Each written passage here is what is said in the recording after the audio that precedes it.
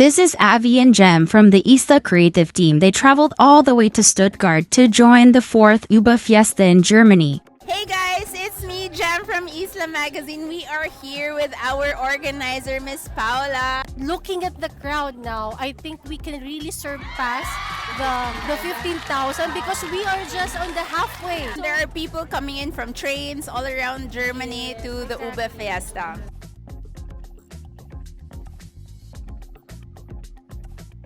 Hey everybody, I'm with Hello. Fred, our host for today. How are you today? Oh, I'm fine. I'm excited. Many people are already coming. What time are you gonna start? 11 is the parade. 11 o'clock, yeah. Okay, so I'm gonna bring you guys around the booths and I hope you guys enjoy.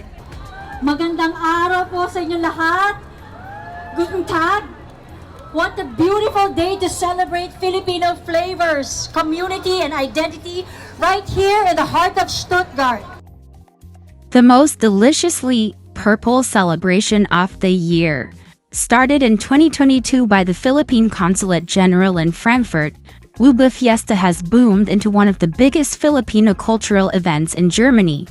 What began as a simple celebration has grown into a full-blown community-powered party, all in the name of culture, color, and of course, ube. With amazing support from Filipino groups across the country, Ube Fiesta is more than just food. It's a joyful showcase of our heritage, our flavors, and the strong ties between the Philippines and Germany. Coinciding with the Philippine Independence Day, this vibrant festival brings together Filipinos from all corners of Germany, and of course beyond, turning cities into purple-powered hubs of music, dance, food, and unity. And it's not just about the ube desserts, it's about Filipino pride. The Ube Fiesta has become a stage for global cultural connection, putting our identity and products front and center in Europe's spotlight. So come for the ube, stay for the spirit, and let's paint Germany purple once again.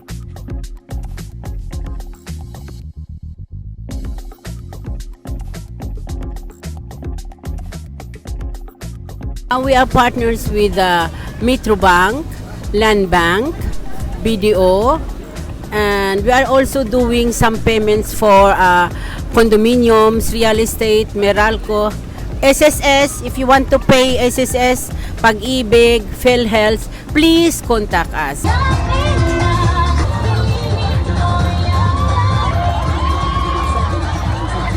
Well, Eat Happy is a very young company. We are nationwide. You can find us inside the supermarkets. We are a shop-in-shop concept. We sell sushi and also other Asian products. So because we are nationwide with over 1,600 shops, we have over 6,000 workers and 9% of those are Filipinos. Thank you. Thank you. And of course, throughout the day, the Isla Magazine team just ate all the Filipino food they can get their hands on. It was glorious. It tastes like home. It felt like home. And we were just happy. We had happy tummies, happy hearts, and big smiles. Because let's be real, a Filipino fiesta isn't a fiesta without music, dancing, and a whole lot of good vibes. Kicking off the party with a band was the ever-talented Jessica Shane, belting out hits from famous artists that had whole crowds singing like it was one giant karaoke showdown. From tea-deaths to teenagers, everyone was vibing. The fiesta stage came alive with cultural dances, live art showcases, colorful paintings. But of course, the highlight was the Prince of Pop, Eric Santos, as he graced the stage. His performance was pure magic and the energy electric. Ube Fiesta 2025 is proof that when Filipinos come together, it's always a celebration to remember.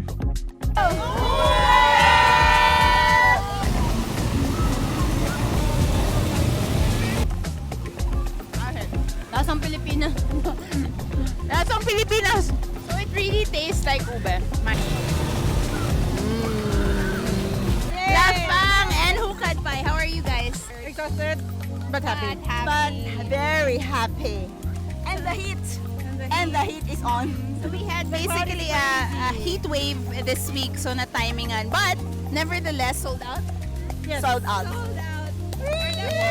Everybody, thank you so much for the support. Maraming salamat. Marami kami nakita ng mga suki. Yes, daghang kayong salamat sa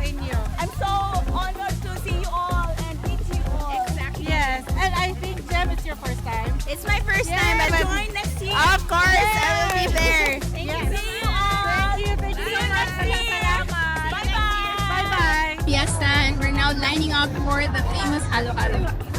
I think it will take us 1 hour to get in there.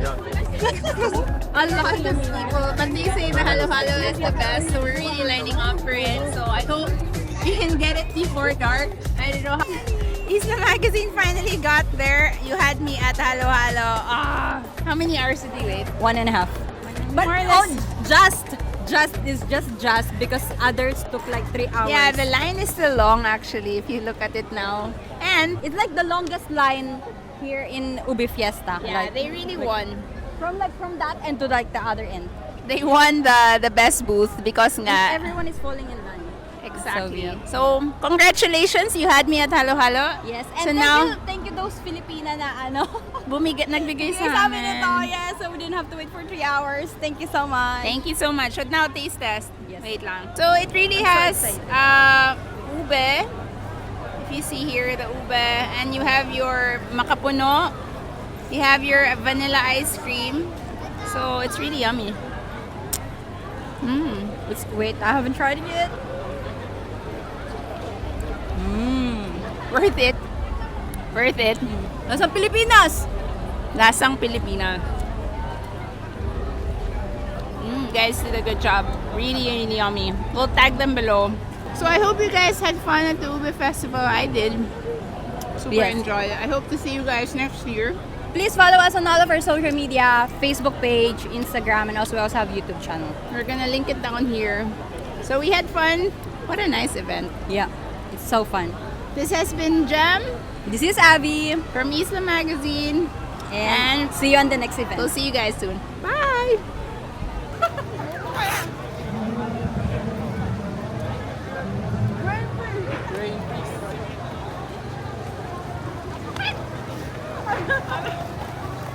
Sobrang init yung gano'n. Brain freeze.